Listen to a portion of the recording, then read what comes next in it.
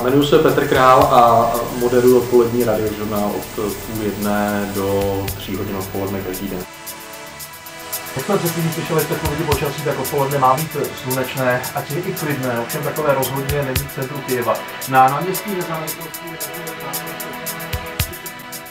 Na vysílací pracoviště chodím na poslední chvíli, ale je to tím, že tady u sebe v klidu mám všechno potřebné k tomu, abych se podíval na věci, které mě čekají.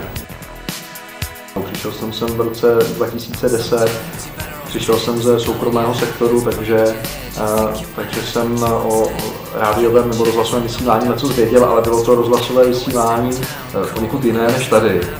A já jsem sem přišel vlastně po nějakých 17-18 letech soukromých rádií a tady jsem zjistil, že se rádio dělá vlastně úplně jinak a začal jsem znova.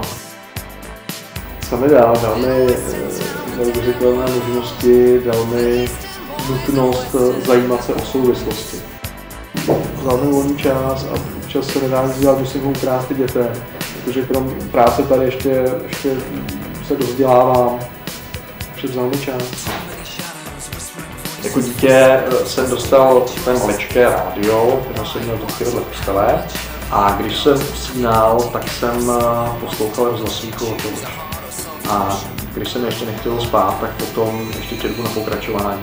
A ještě jednu vzpomínku mám, a když můj tatínek poslouchal pravidelně Hlas Ameriky, tak občas si tam představovali nové písně a úplně si vzpomínám, když mě volal, abych si šel poslechnout novinku od nějaké skupiny Pet Shop Boys s názvem Western Girls. Myslím, že to bylo rok 1985, tak to si pak pamatuju.